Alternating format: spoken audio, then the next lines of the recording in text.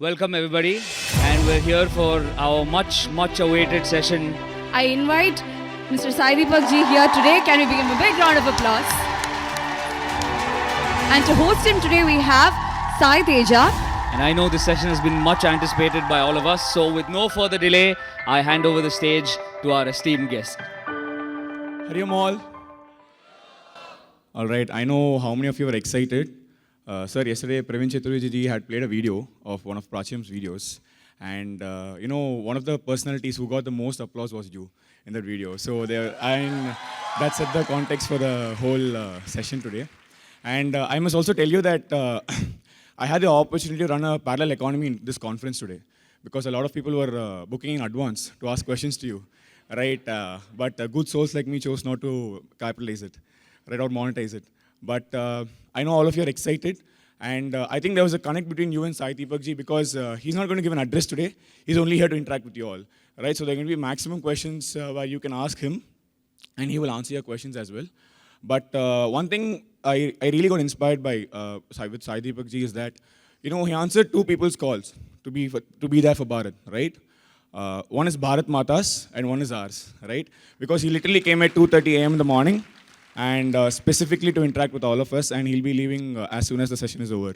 So, sir, with no further ado, I just have like two questions to ask you before I open it to the audience as well. So the first thing is, we know we are all in a civilizational battle, right? And in the civilizational battle, there's a clash or there's a conflict between multiple faiths. One is the Indic faith and the other are Abrahamic faiths, right? What do you feel is the plan of action on a long-term basis to win over this civilizational battle, right? There are multiple avenues that are being put in place today, and one of them is, of course, the reconversion of people who left from the dharmic fold as such. So do you see that as one of the avenues through which we can win the civilizational battle? If yes, how? Hari Om, Namaste. So, is there a group of people here which is under 18 here? Okay, fine. Because I'll accordingly apply censorship filters. That's the reason for the question. So, see, the question that you've asked is very, very sensitive. It has multiple layers. I'll try my best to keep this as short as possible.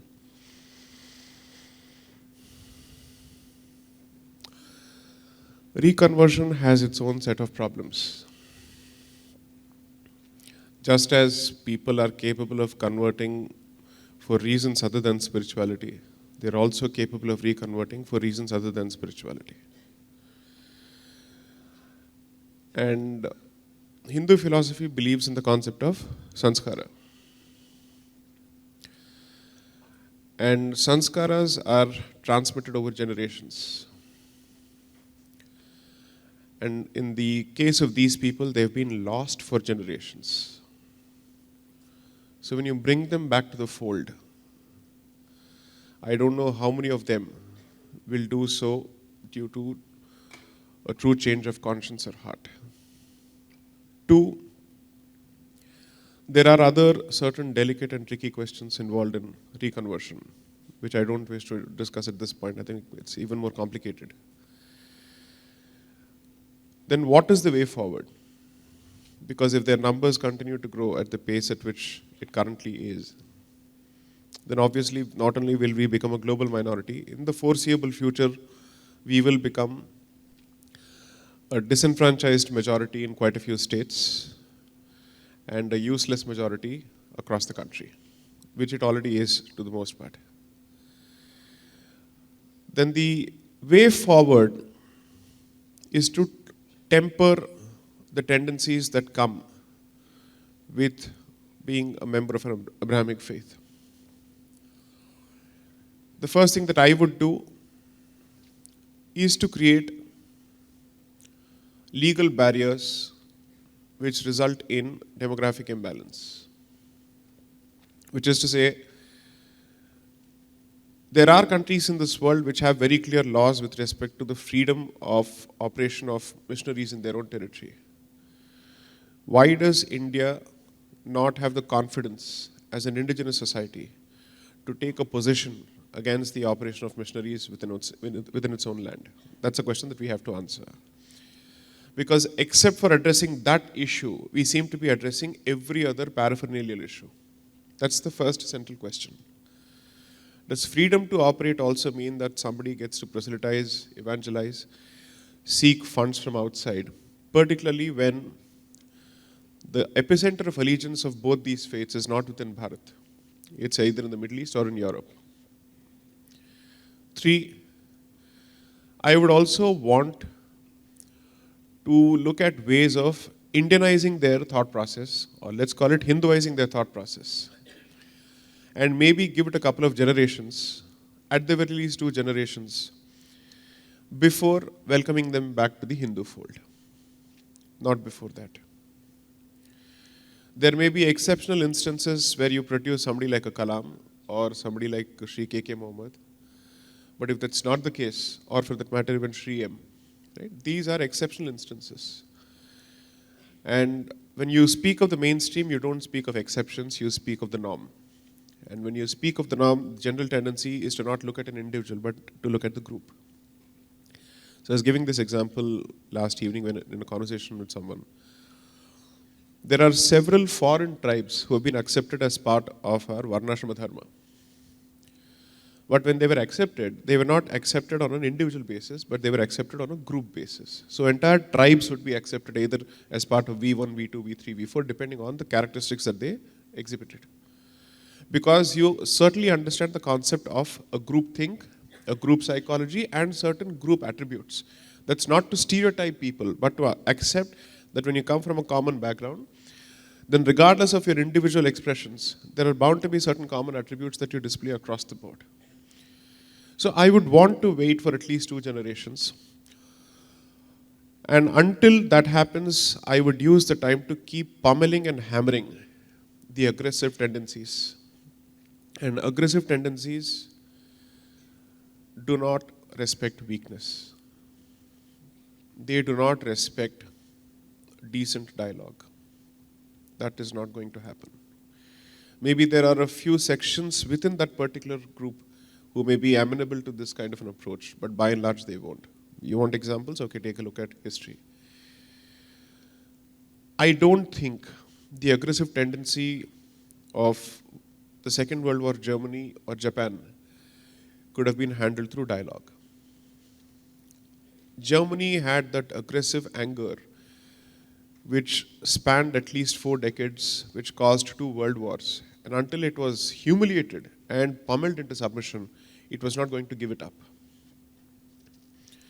Similarly, most people argue that where was the need to nuke Japan? Fine, there may have been no necessity to nuke Japan, but the fact is when all other Axis parties had surrendered, this party continued to fight. There were instances where close to 20 or 30 years after the end of the Second World War, Japanese troops who were in hiding in several islands would come out. And they had not surrendered yet because they had not received communication from the emperor that they were supposed to surrender. This has happened. We have seen people come out in the 60s, 70s, until late 70s, who kept wearing the very same uniform and they waited in their barracks and other places because either information had not reached or they had chosen not to surrender. When you're dealing with this kind of an aggressive martial mentality, which is not circumscribed by the honor codes of Dharma, the response cannot be just mental or intellectual. And which is why when people try and tell me that economy, computers, education, I'm asking them, do you even read history? Do you understand what has happened in the past? Everybody has tried all these tricks in the book. It hasn't worked. I'm sure nobody in early 1900s would have ever anticipated the partition of Bharat in 1947. They would have actually laughed it off as a joke, saying it's a lunatic fringe that believes that they were heading towards partition. No Sindhi Hindu would have thought of it. Punjab, undivided Punjab was actually Muslim majority. Even they wouldn't have thought of it. But it happened nevertheless. And partition was a consolation prize for them, according to them. And if the global, let's say, network had stepped into the picture to help them, they may have actually gotten away with a larger price. Because the prize is always Bharat. The prize has always been Bharat. So, since it's a largely mature adult audience, I would say, certainly put faith in the concept of dialogue. But the mature mind realizes the limitations of dialogue as well and starts preparing for plan B. That's it.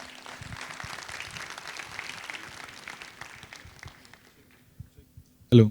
Hello. So I usually go through a warm-up phase. I slept at 5 o'clock, so give me a few minutes before the fireworks start. We'll start. And I just wanted to bring in an observation, sir. Yesterday, Swami Vijnananji addressed the audience here. A youngster had asked Swami Vijnananji that while they can enter or add working or serving under the Catholic Church in their resumes, adding that they worked or served the society under RSS or many other dharmic organizations leads to sort of discrimination or whatever, right? And Swami Vijnananji told, we're not here for perception, we're here to defend. So I think that's similar to what you're talking about. More than intellectual, it's also about getting on ground. And I just have one more question before I open to the audience, and it's a two-part question. Before you go to the next question, I'll just answer an extension of this, and this is a very crucial follow-up. You see, Hindu philosophy, or let's say Hindu family of faith systems, has been created around a central core. And whether anybody likes it or not, the central core will remain the Vedic religion under any circumstances. When the Vedic religion remains strong, then looking at that strength, other panths or sampradayas start gravitating around that core, and they have an incentive to stay with the core. But when the Vedic system or the adherents of the Vedic system lose confidence, or they lose the will to assert themselves, not impose themselves, but assert themselves, then the dilution starts at the epicenter and it spreads to all those people who are at the peripheries. You want the best example? A strong core Vedic system would have never allowed the formation of the Khalistani mentality at all.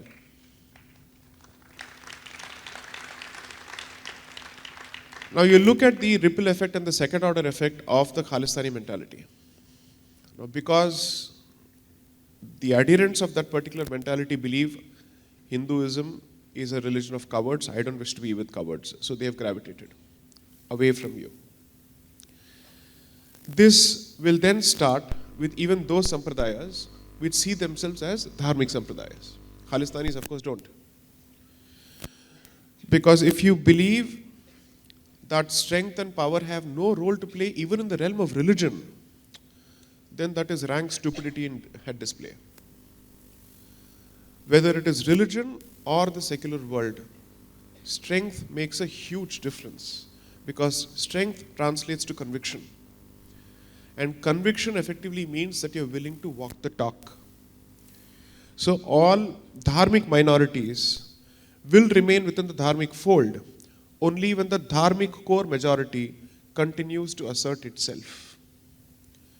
And the single biggest problem is the dilution of the core, especially after 1857. That's my reading based on discussions with people, that's my reading based on the reading of the material. So until the Vedic religion finds its confidence and realizes that the first missionary faith of the world is the Vedic religion, and as long as it stops deluding itself from constantly believing in this lie that we don't proselytize, no, our ways are different, our means are different, and we hope for a change of conscience. It's neither power nor money, but it's actually a change of heart through experience. Until you actually believe in that reality, you will continue to fight this boxing match with both your hands tied. Thank you so much, sir. My next question is a two-part question. First is, the year 2025 marks the 50th year of the youth movement of Chinmaya Mission, Chinmaya Yoga Kendra. And a lot of youngsters are here who are part of Chinmaya Yoga Kendra. So what would be your message to the youngsters over here? And the second part of the question is, Swami Chinmayananda was a great visionary for all of us. What aspect of his inspired you? So, I think in one of my lectures at Hansraj College, I had made this point that the binary between the mental and the physical needs to be broken. And the need of the hour is what I've said before, is the SIP principle. I would expect young Hindus to be spiritually fit, intellectually fit, and physically fit. You don't have the option of leaving any of these. And I say this as someone who's benefited from all three aspects. It makes a huge, huge impact. I think in 2019, at a temple, at a Durga temple in Sunnyvale, I had actually made this point. There was a time when Jews were thought of as an exclusively scholarly community or a mercantile community with absolutely no martial aspect to them. Sanatanis are going through a phase where they are also seen in the same mold, and that's terrible. A worldview or a society which has given the concept of kshatriya to the rest of the world shouldn't go through this kind of an emasculating phase. And that happens when you downplay the importance of physicality. So around that time, Jews were going through a phase of churn. This is before the establishment of the World Jewish Congress in 1897 by Theodor Herzl. They were still wondering what should be the way forward. So quite a few people were looking at political aspects, quite a few people were looking at the societal aspects. So some people basically said, no, we shouldn't have a Jewish state at all, despite being hounded out from several countries of the world. Some people said that if the Jewish state happens, then we will be a persecuted community for the rest of our lives. So let's not do it. Some people basically said that there is something deeply problematic in our faith, and that is why we constantly lose. Can you see the parallels between their thinking and our thinking? Some people said that we lack the physical vigor to defend ourselves, and the only thing that we stuck to was the Torah and the Talmud, and that's why we couldn't defend ourselves. So the non-ultra-Orthodox Jewish communities were targeting the ultra-Orthodox Jewish communities for saying that you only followed the book, but you did not have the guts to stand up. Now you see how the parallels are? Then one person, I think his name was Lev Jabotinsky, basically said, we first need to start from the outside and then move within. We need to change the physical characteristics of the Jew in the first place. All the negative and the weak stereotypes associated with the Jewish entity need to be wiped off, and I need a more physical, masculine Jew, is how it started. Read the literature surrounding the establishment of the Anushilan Samiti in Bengal by sorry? Right, I'll just mention. Right. So, Anushilan Samiti was set up in Bengal by Sri Aurobindo and others. Okay, fair enough. It's a revolutionary movement where they started setting up akhadas across Bengal, and this was primarily in response to the gravitation towards the partition of Bengal on religious lines. Because most people assume that the worst riots that Bengal has seen is the post-1940 or the direct action day riots. But if you actually look at the literature surrounding the riots of 1905, 1906, it was a dress rehearsal to what happened in 1946. So in response to that, they started actually investing in it. Subsequently, around 1919 onwards, when the Sangathan movement had gradually started, they also started drawing inspiration from several principles of the Anushilan Samiti.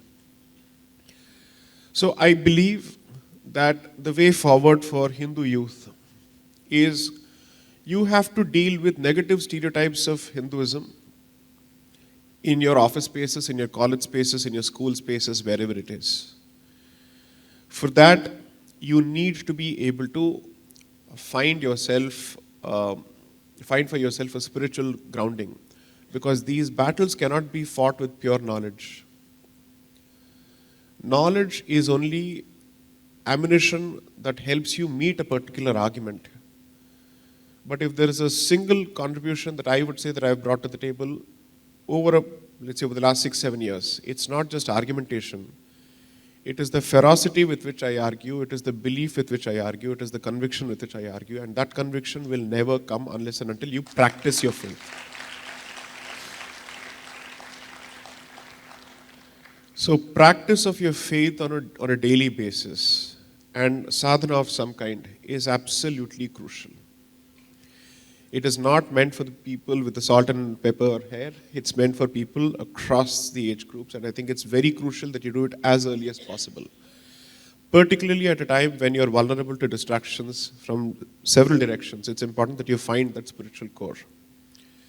2, and I'll connect this answer to the second part of the question. Second is intellectually fit. Your ignorance of your faith is used against you because the first bomb that is thrown at you is the caste bomb and you don't have any answer to that particular bomb. You have no idea how to deal with it. You have no idea how to deal with it because they will start with CSP, caste, sati, patriarchy, period, and you're done. Caste, sati, and patriarchy. Sati and patriarchy, and after that you have zero answers. The moment this trifecta is thrown at you, you have no idea as to how to deal with it. Because neither have your parents taught you as to what is the reality, nor do history textbooks necessarily aid this process. The physical aspect is important because I have seen this personally, that when the opposite side knows that it's losing an argument, it starts showing its true colors, which is physical in nature. If someone believes that I've always had only verbal arguments, please don't be under that impression. Because campuses are not easy places to survive with this kind of an opinion. There have been instances, especially in the great state of Tamil Nadu, where people would come and wipe off the vibhuti and go while you're walking on campuses. All sorts of slurs will be hurled against you. So, I have been through everything that you're either going through or will be going through. So, and therefore, my ability to connect with your experience, that's where it comes from.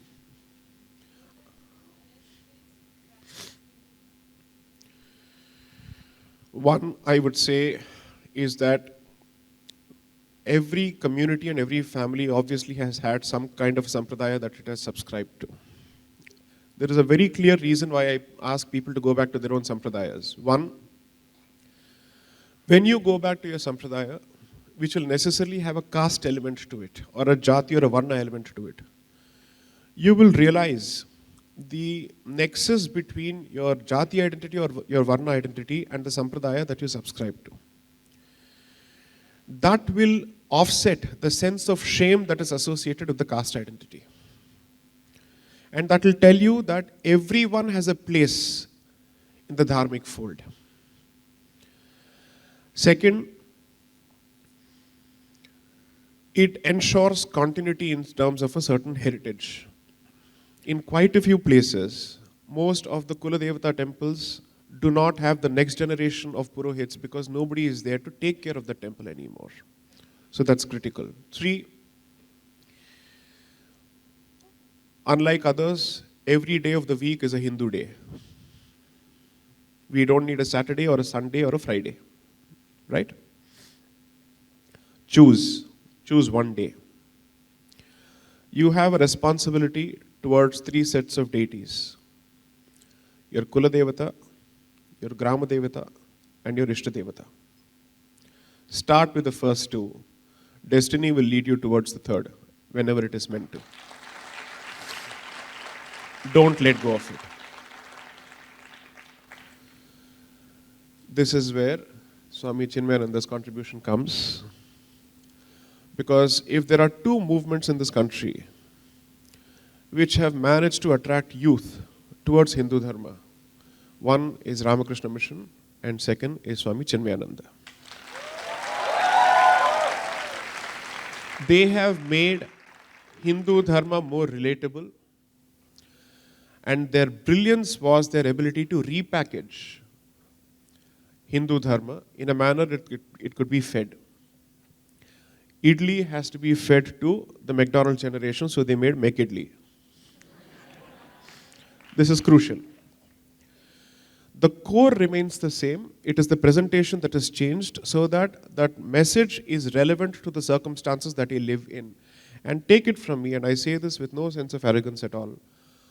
Everyone who is contributing to the messaging is actually doing the very same thing. We are drawing from the very same core literature, and we are trying to repackage and tailor it to your existing circumstances so that you know how to apply it in your situations.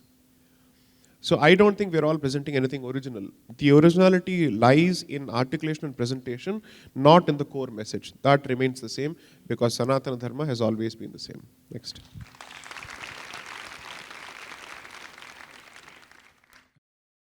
Thank you so much, sir. I now open the floor to questions from the audience. Hari Om, sir. My name is Gokul Vaibhav. Presently, I'm here for you, especially. My cousin said, Sai Deepak is arriving to this event. Without hesitation, I came here. But when I see this CHYK, I don't know about Chinmay Mission first, but when I see the events through 4 days, was biggest fan of CHYK. Now, I love CHYK, I have to be CHYK.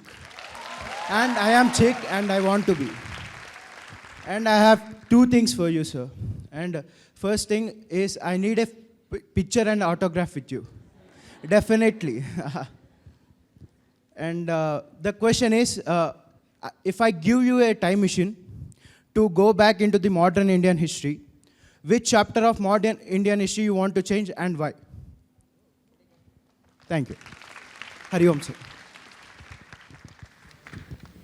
So, I have a very old relationship with CHYK. Most people don't know this. So when I was in engineering in Coimbatore, 2002 to 2006, CHYK came out with India Quiz. I think this was around 2004-5. Awakening Indians to Awaken India. Correct, exactly. So that was my first visit to a Chinmaya center in Coimbatore. That's where I think I was, and that book was a fantastic primer, brilliant primer,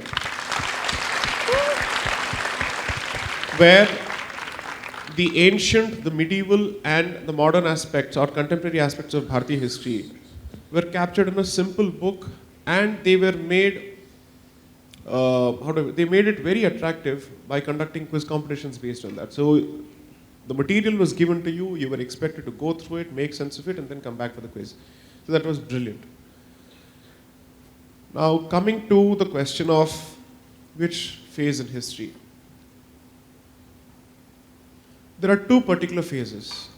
I don't believe that the Muslim invasion phase is actually a phase of defeat. I don't see it as defeat at all.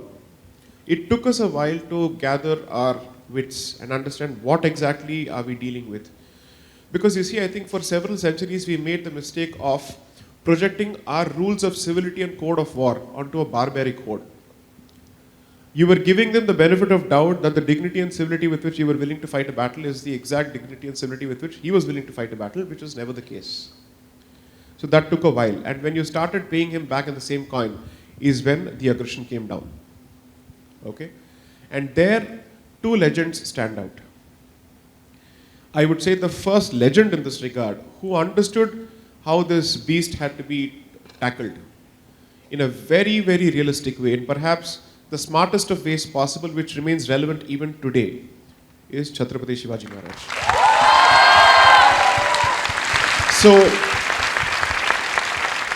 you have to ask yourself, how does a man who was barely 5 foot 6 inches carve out an island of saffron in an ocean of green? That's amazing. And I would say he was a personification of Shakti and Yukti going hand in hand. That's why that example is so relevant. Because you need to know how to beat the tiger, you also need to know how to beat the snake. I leave it to your imagination. Two, so 1857 was, according to me, the first period of decline. Not because we lost the battle of independence. I don't think it was a battle of independence at all. I have no such illusions. The majority of it was an attempt at reviving the Mughal Empire, at least by the Muslim participants. They were absolutely clear about it. There are enough documents to show this. There is no way people can convince me that this was some kind of a united movement. No, it was not. So 1857 was crucial because that was a time for Hindus to at least learn their lessons at that point. They did not. And their commitment to their dharma, especially their aspects of Nitya Karma, started diluting from 1857. Because you see, until then, British regiments were based on specific caste identities or Varna identities.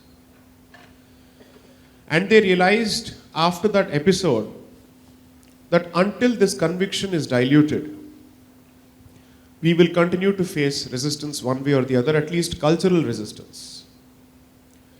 And therefore they started introducing certain rules of employment for the British establishment which required you to give up your identities.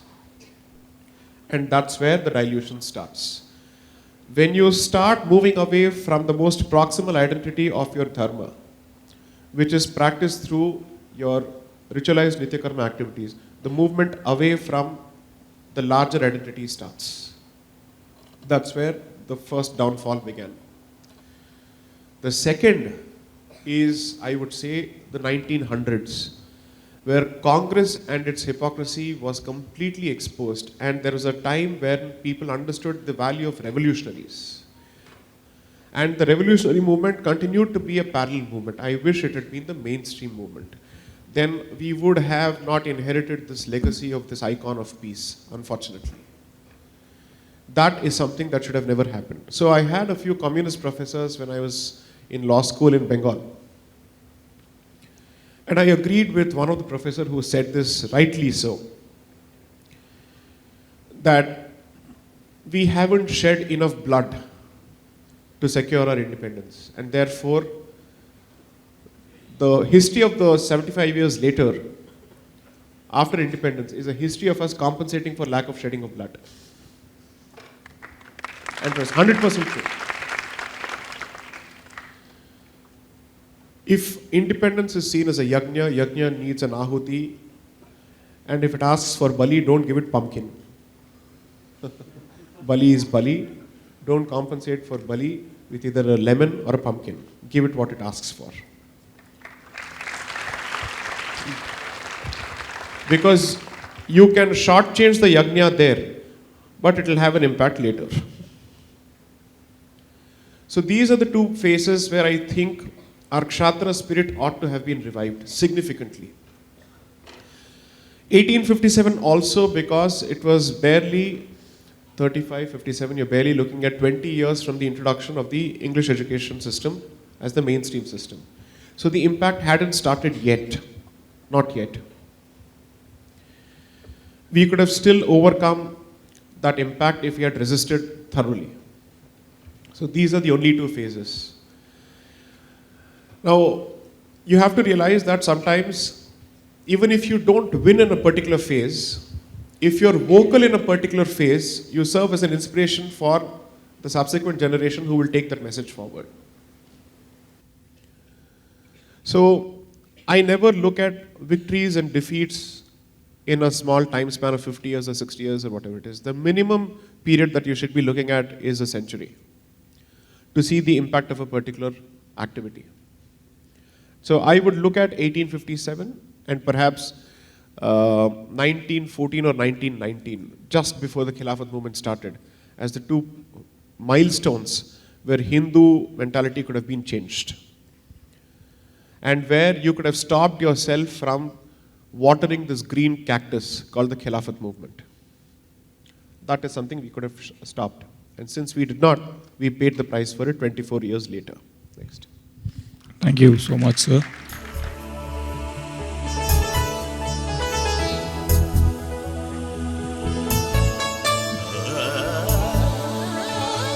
Bharat go.